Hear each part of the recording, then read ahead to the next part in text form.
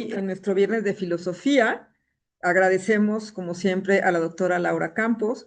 Agradecemos también al CIU y a nuestro Instituto de Humanidades y también agradecemos en este momento a Luis Cabrera, que está llevando nuestra conversación a las redes sociales y la transmisión que estamos haciendo en vivo.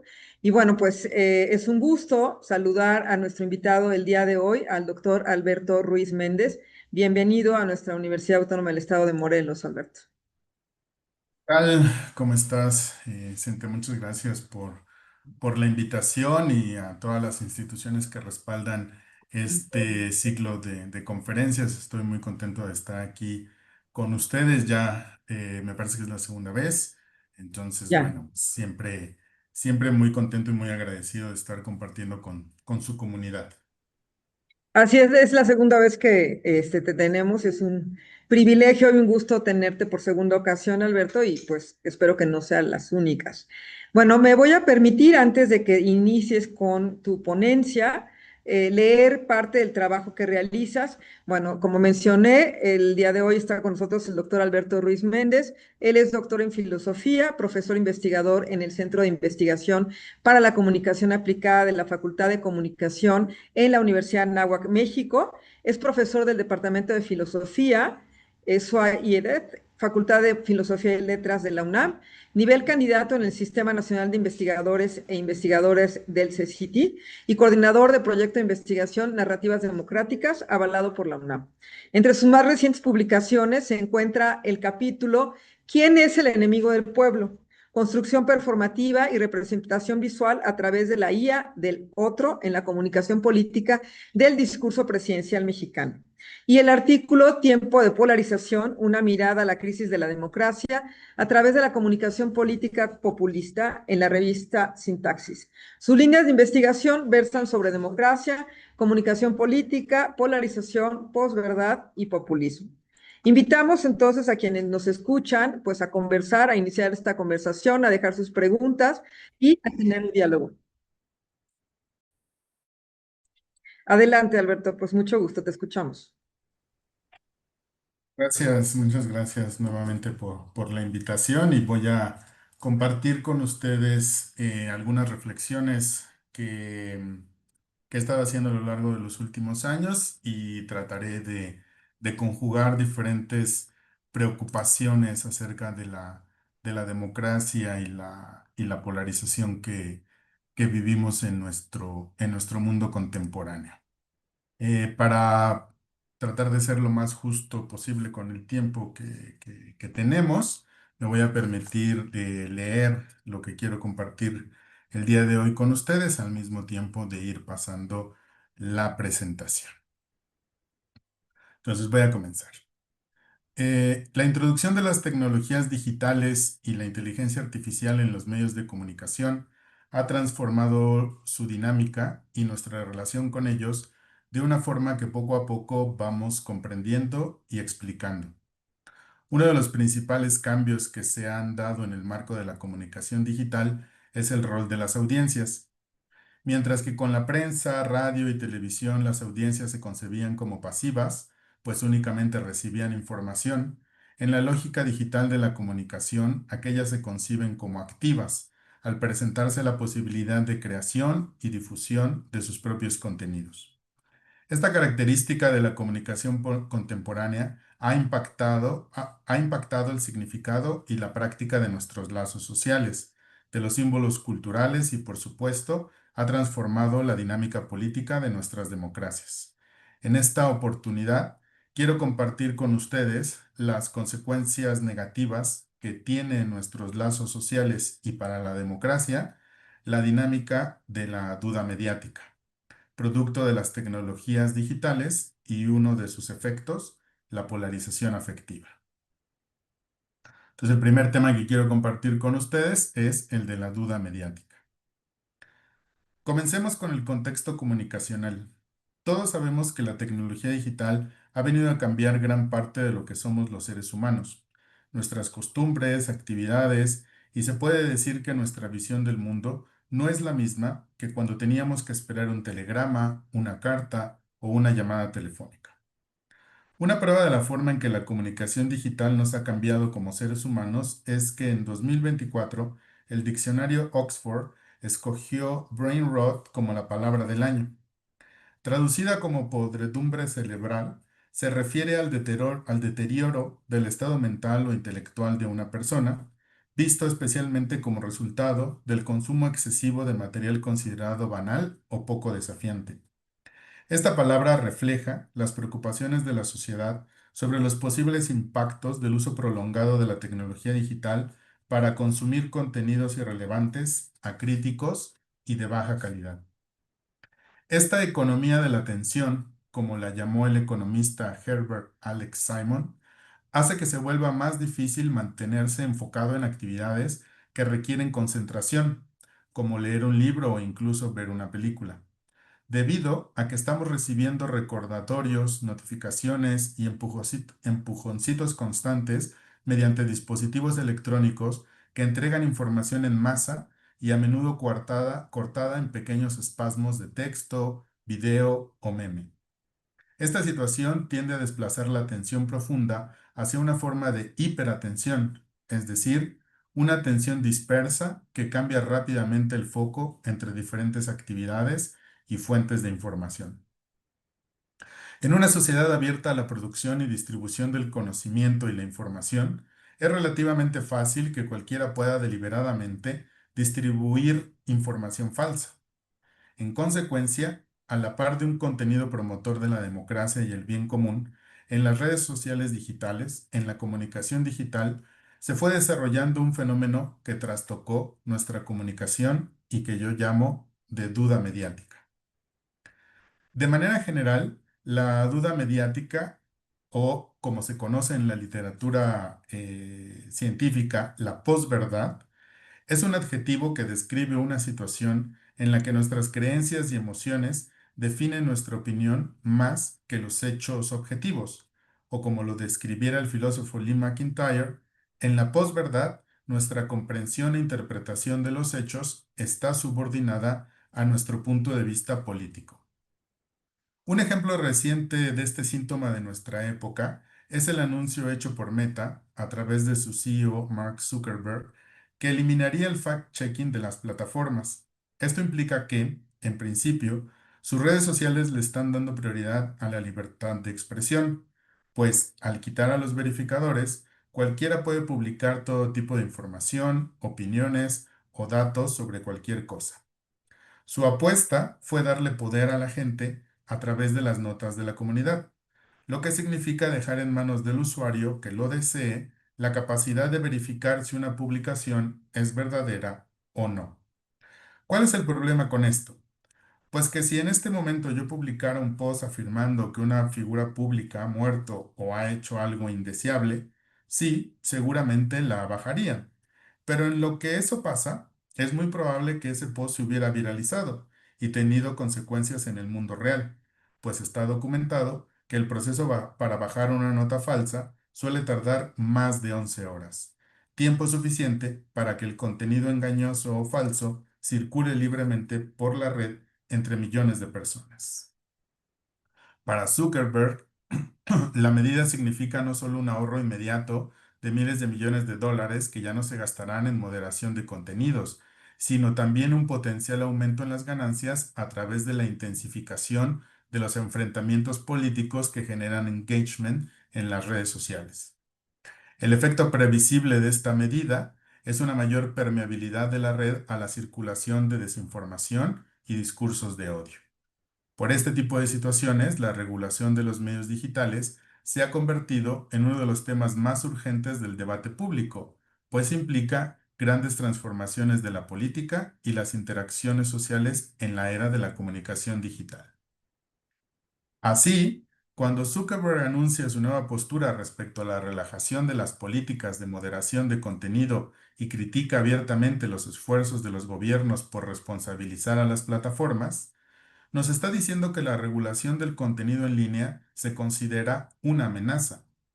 En su visión de las cosas, considera que está priorizando la libertad de expresión como un valor que prevalece sobre otros derechos fundamentales, aunque eso implique noticias falsas.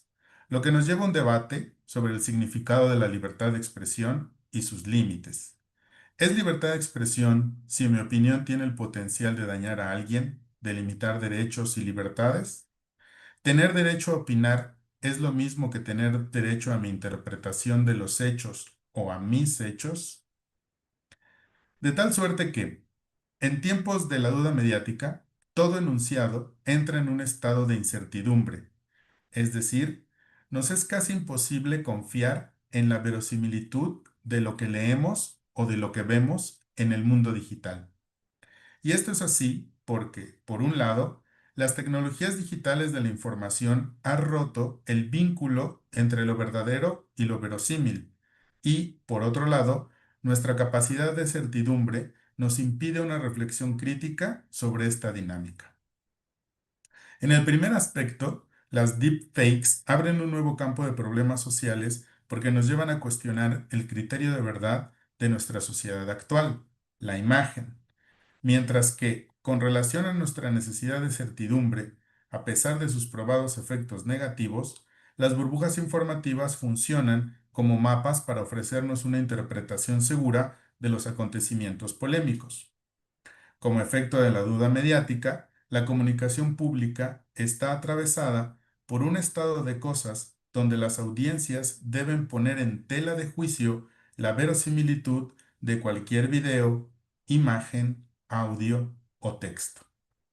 ¿Cuál es la consecuencia de la duda mediática en la política contemporánea? Esa consecuencia es una era del enfrentamiento.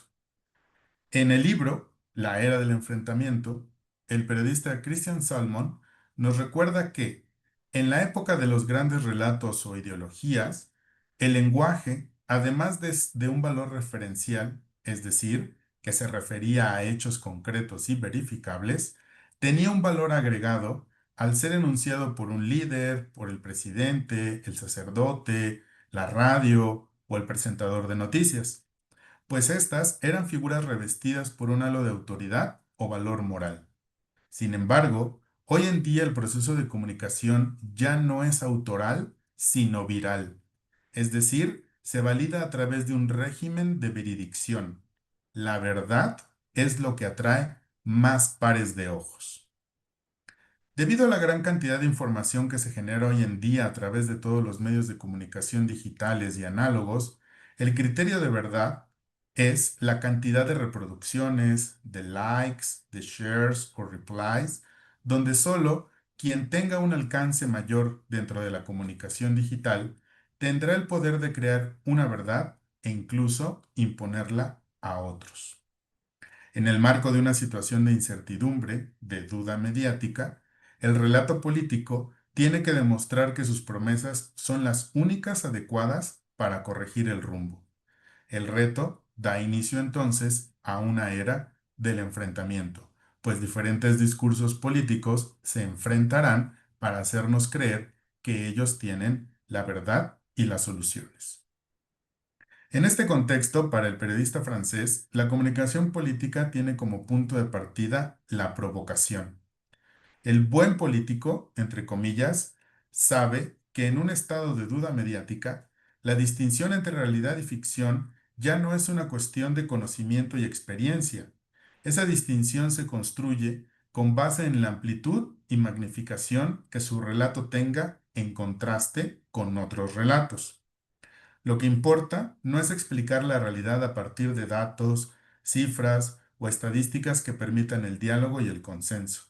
Por el contrario, en la era del enfrentamiento, lo importante es el proceso de descalificación y desestabilización de otros actores políticos para anularlos como adversarios y, en ese proceso, imponer una narrativa como la única legítima, la única capaz de solucionar los problemas.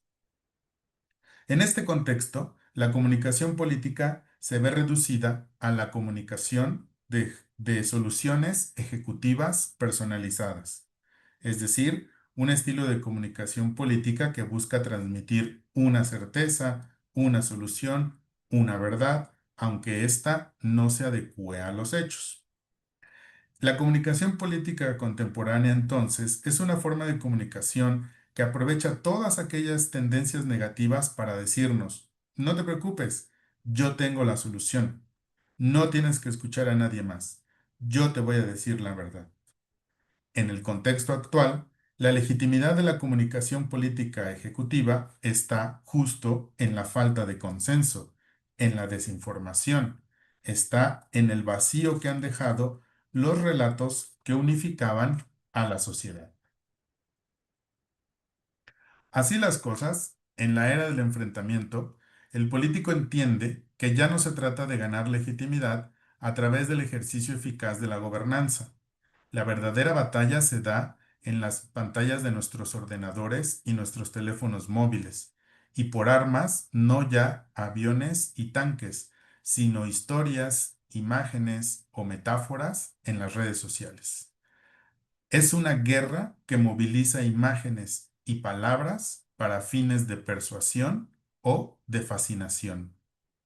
En la época de la duda mediática, la comunicación política se ha convertido en la trinchera desde la cual los políticos de todos los espectros, antes que fomentar el diálogo, se disputan el poder. Para librar esa batalla, lo importante no es a quién se ataque, clases sociales, partidos políticos, empresarios, medios de comunicación, sino los adjetivos de descalificación que se usan para inhabilitarlos como adversarios políticos. En este sentido, el enfrentamiento se pone en marcha con la creación de un enemigo, de un rostro culpable de las crisis, de las injusticias, de un rostro culpable de las crisis, de las injusticias, de las desigualdades. Una vez creado, la función de la comunicación política será deslegitimar al adversario, para así imponer un relato por encima de todos los demás a través de una polarización afectiva. Bueno, entonces, antes de seguir, nada más una síntesis de las ideas, ¿no? O sea, por un lado, vivimos en una época que le llamo de duda mediática, donde derivado del avance de las tecnologías como las deepfakes y la inteligencia artificial, los, eh, los usuarios de redes sociales y de estas tecnologías tenemos que estar constantemente dudando de lo que vemos, no solo en las redes sociales, sino también en los medios tradicionales. Ese vacío de significado, trasladado al campo de la política, hace que los relatos políticos, las ideologías políticas, se den cuenta que lo que necesitan es crear un adversario, un enemigo sobre el cual construir un relato de enfrentamiento, porque ese relato de enfrentamiento es el que va a atraer más espectadores, más audiencia, más likes, más reposteos, ¿no? Y entonces ese mensaje se va a amplificar. La consecuencia que tiene esa combinación de los dos factores es lo que se conoce como la polarización afectiva. Y es una dinámica que nos va a afectar a nivel cotidiano y es ahora lo que quiero compartir con ustedes. ¿Qué es la polarización afectiva y cómo es que nos afecta a nivel cotidiano? Entonces, la polarización afectiva es un tipo de discurso que puede encontrarse en diversos políticos alrededor del mundo, como Víctor Orbán en Turquía, Narendra Modi en la India, en su momento Evo Morales en Bolivia y, por supuesto, Donald Trump en la actualidad, pero con especial énfasis en los casos latinoamericanos, pero con especial énfasis, los casos latinoamericanos muestran con claridad el núcleo performativo de la polarización actual. Dividir a la población en dos grupos antagónicos a partir de sus identidades morales. Este núcleo es lo que se conoce como polarización afectiva. El politólogo italiano Giovanni Sartori escribió que la polarización política puede entenderse como la distancia ideológica entre candidatos, partidos y votantes. Es decir, se trata de un aspecto más de la dinámica democrática e incluso ayuda a las personas a distinguir entre posiciones políticas. Sin duda es una descripción pertinente cuando la polarización está basada en ideologías políticas, izquierda-derecha, conservador-liberal, o incluso cuando se trata de estudiar y analizar clases sociales. Sin embargo, actualmente podemos decir que la polarización se ha desplazado de lo político a lo identitario. Sin que las diferencias políticas se hayan perdido, la actual polarización está generando clivajes anclados en identidades étnicas, religiosas, culturales, políticas e incluso nacionalistas. Actualmente vemos este tipo de polarización, por ejemplo, en las redes sociales. En ellas proliferan publicaciones que destacan cualidades negativas del otro y propician reacciones divisivas en las personas. ¿Te identificas con nosotros o con ellos? Pues la división social se basa en un componente moral que es difícil de superar, porque los mecanismos psicológicos asociados impiden la comunicación y apertura a una nueva información y la voluntad de negociar y de llegar a acuerdos. Estos mecanismos, por supuesto, se ven reforzados en una época de creciente desinformación en redes sociales y medios tradicionales. Porque la polarización política, perdón, porque la polarización afectiva, entonces, dado esta dinámica, debilita los espacios para la expresión de las diferencias sociales y políticas, refuerza la desinformación en tanto que expone a los públicos a visiones filtradas por intereses estrechos y, en consecuencia, la polarización profundiza la crisis de la comunicación política como un espacio común de deliberación. En este contexto, podemos decir que la polarización deja de ser parte de la pluralidad democrática, deja de ser parte de la dinámica normal de la sociedad, cuando se entrelazan tres elementos. En primer lugar, cuando los actores políticos rechazan participar bajo las reglas del juego democrático. En segundo lugar, cuando la pluralidad se va alineando hacia dos tendencias que convierten a la política en una zona de conflicto y no de diálogo. Y en tercer lugar, y principalmente, cuando se institucionaliza un discurso que refuerza una dimensión afectiva que va más allá de lo político y atribuye características físicas o ideológicas negativas que se convierten en diferencias irreconciliables. La polarización afectiva entonces representa una suma, un juego de suma cero. O estás conmigo o estás en mi contra. Afirmación que en el día a día generará un debilitamiento de nuestros lazos sociales. Para argumentar esta última idea, la del debilitamiento de nuestros lazos sociales, tomemos como ejemplo el Edelman Trust Barometer de este año. Desde hace varias ediciones, en este índice, el gobierno ocupa el primer lugar de desconfianza. En 2025, 6 de cada 10 encuestados lo colocaron como el principal generador de desconfianza. Pero también en varias ediciones, los medios de comunicación se han colocado en el segundo o tercer lugar de desconfianza.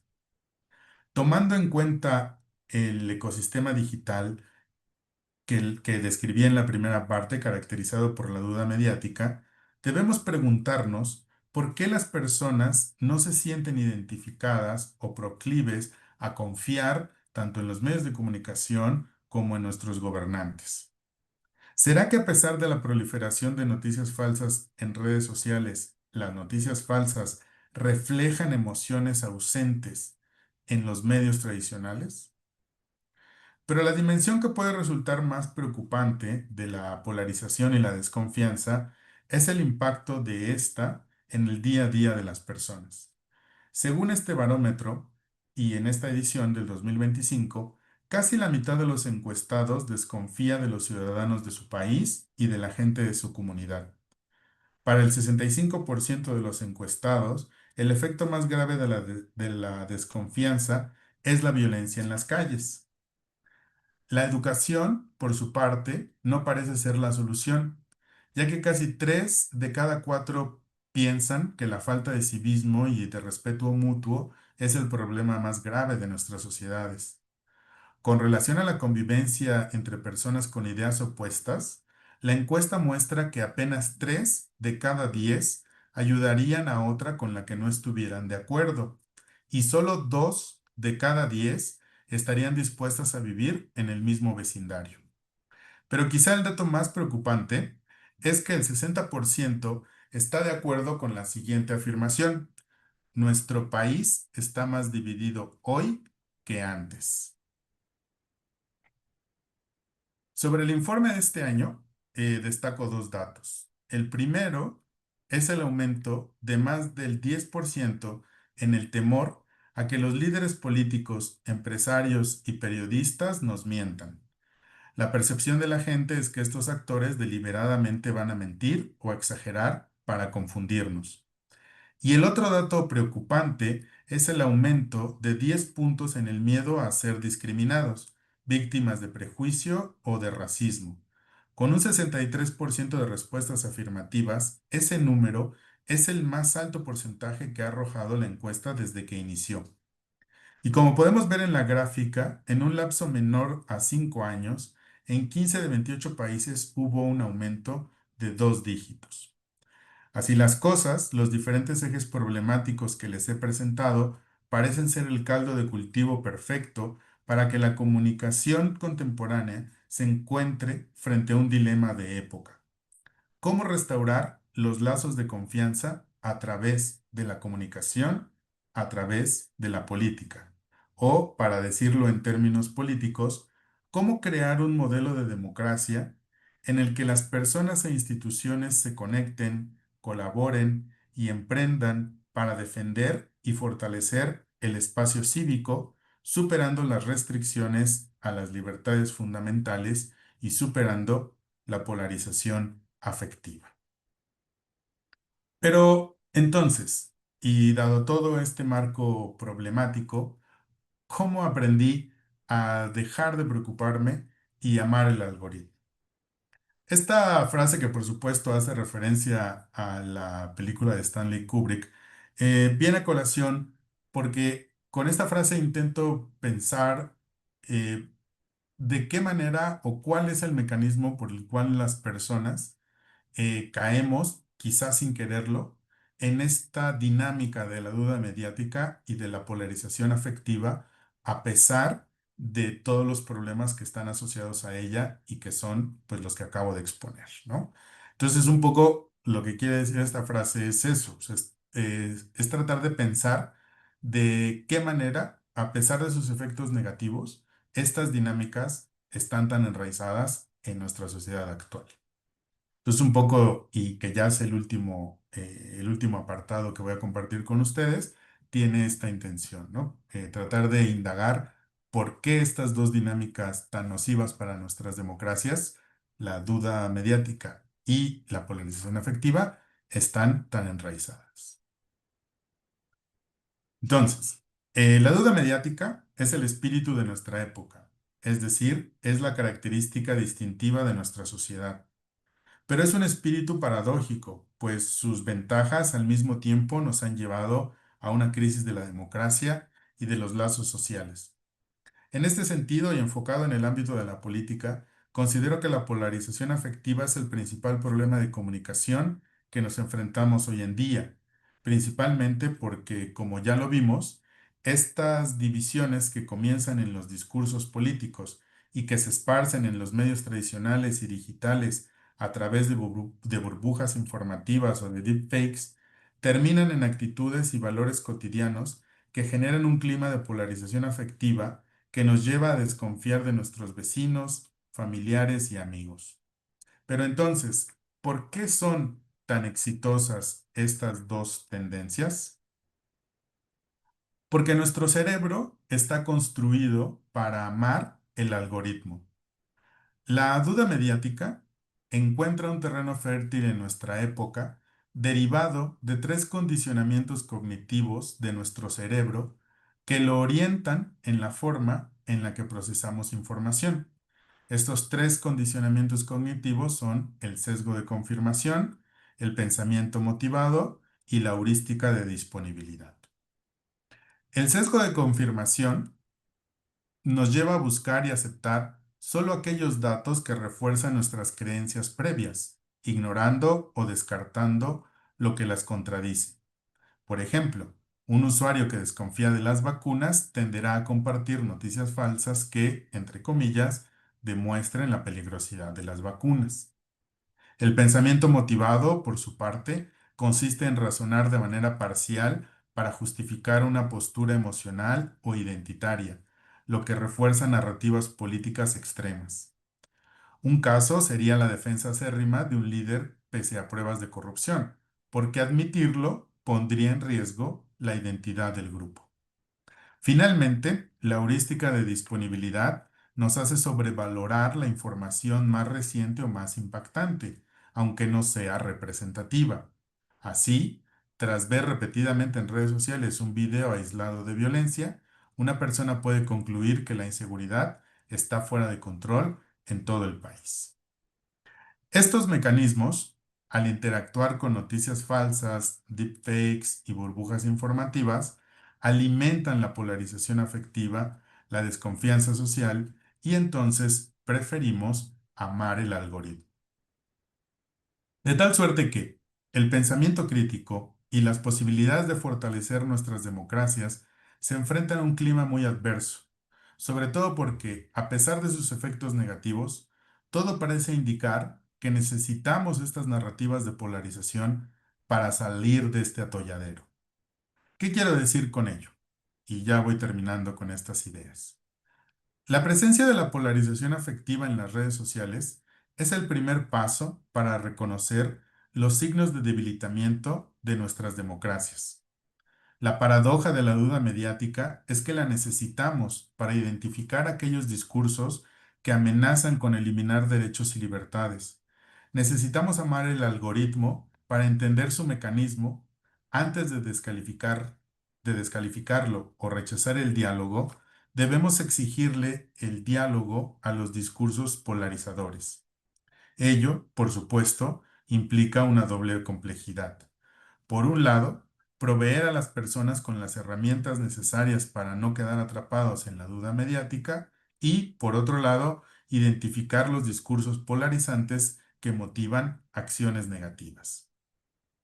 Identificar con precisión cuáles son esos discursos e identificar sus efectos en la sociedad nos permitiría salir de la duda mediática para diseñar estrategias que fortalezcan nuestra democracia, nuestros derechos y nuestras libertades, y así dejar de amar al algoritmo. Muchas gracias por su atención.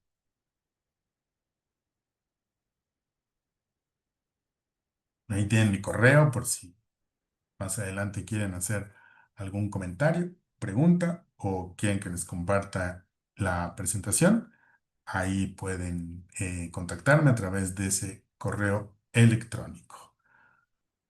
Y bueno, pues si tuviesen alguna pregunta o comentario que pueda yo atender a través de de los comentarios de Facebook, pues por supuesto estoy aquí atento a a lo que pudieran querer compartirme a través de esa plataforma, a través del Facebook del Centro Interdisciplinario, que sé que es desde donde se está transmitiendo esta conferencia. Entonces, permítanme, vamos a ver si tenemos por ahí algún comentario.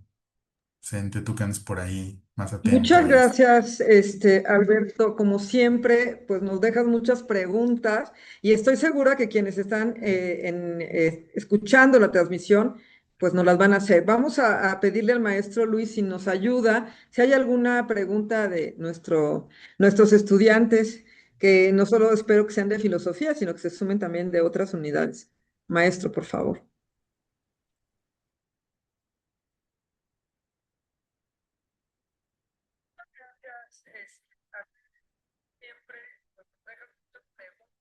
Bueno, Alberto, todavía no hay preguntas por la plataforma, pero a mí me gustaría, pues sí, pues preguntarte sobre este trabajo que estás haciendo y donde estás incluyendo ya a la IA.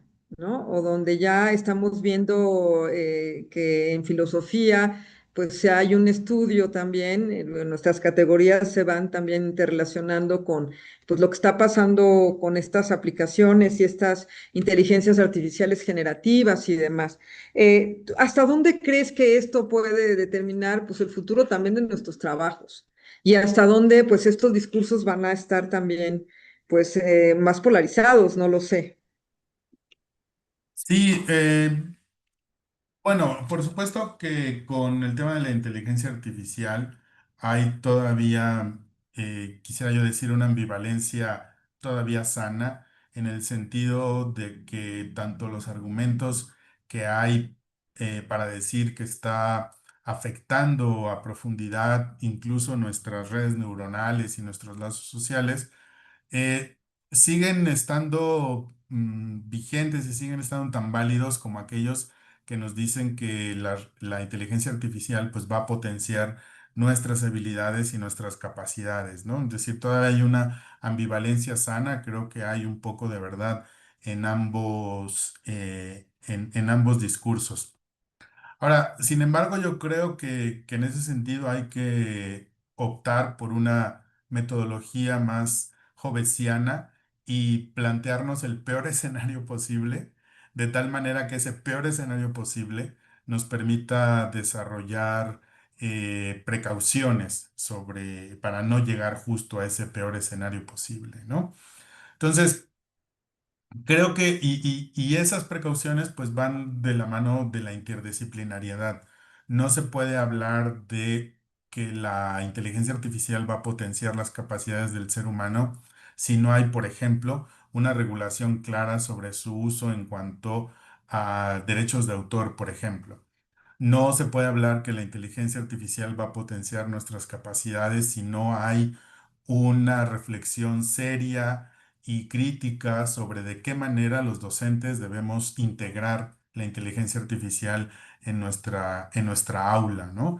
Y sobre todo en este punto que es el que nos toca por estar en centros educativos. O sea, creo que ahí es como el primer paso o que somos los primeros obligados desde mi punto de vista, pues sí tomar una posición más o menos catastrófica para preguntarnos qué sí y qué no. Desde el diseño de las rúbricas, ¿no? Que es como la unidad fundamental de nuestra evaluación.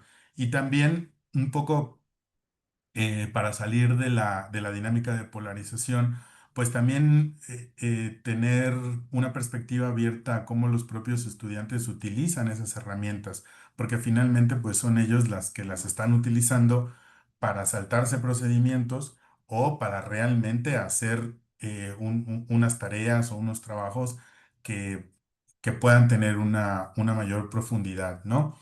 Entonces, en ese sentido, pues yo prefiero optar por una perspectiva pesimista, ¿no? Por pensar en el peor escenario posible y decir que en el ámbito de la política, desafortunadamente, lo que estamos viendo es que los discursos que generan más polarización son los que están teniendo más éxito, ¿sí?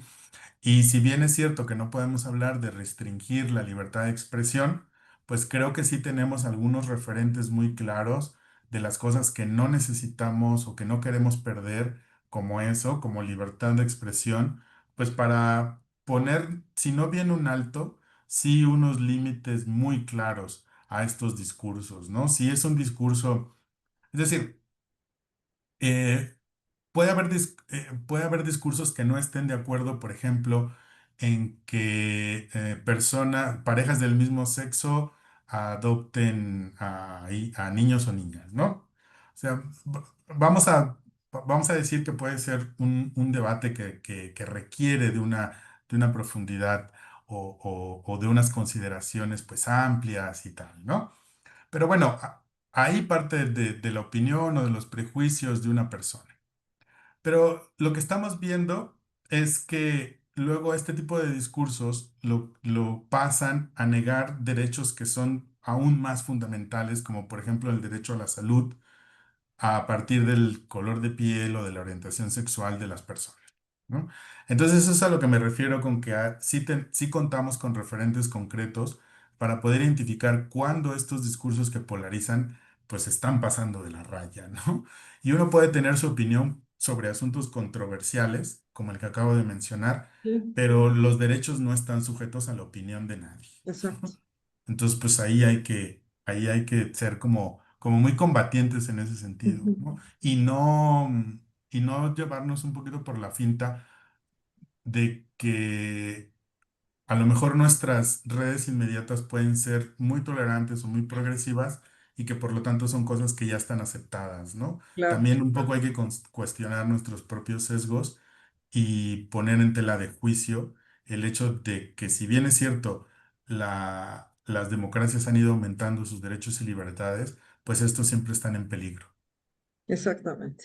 Pues Alberto, creo que no hay ninguna otra pregunta por el momento. Claro, está abierto para que podamos seguir escuchando esta ponencia, este diálogo en otro momento. Los invito a quienes están del otro lado también, pues a que se generen estas preguntas. Nosotros podamos también, si en este momento no, hacértelas llegar. Y bueno, Alberto, pues ha sido un gusto el haberte tenido el día de hoy en nuestro viernes de filosofía. Agradecemos nuevamente a la doctora Laura Campos, que es nuestra coordinadora, y al Instituto de Humanidades, a nuestra directora Beatriz también, y al maestro Luis. Muchas gracias, Alberto, por sumarte este día. Al contrario, muchas gracias a ustedes por la invitación y por supuesto voy a estar atento a la publicación en Facebook para responder alguna pregunta posterior que pudiera haber sobre esto que he compartido con ustedes y nuevamente muchas gracias por invitarme a seguir este diálogo. Bueno, muchas gracias también al maestro Luis Cabrera. Gracias, maestro. No hay ninguna, ¿verdad? Al final no tenemos una por ahí. Todavía no hay. Pues muchas gracias. Agradecemos también pues la presencia de quienes nos escuchan y que nos animaron, pero más adelante lo harán. Bueno, pues gracias y hasta muy pronto.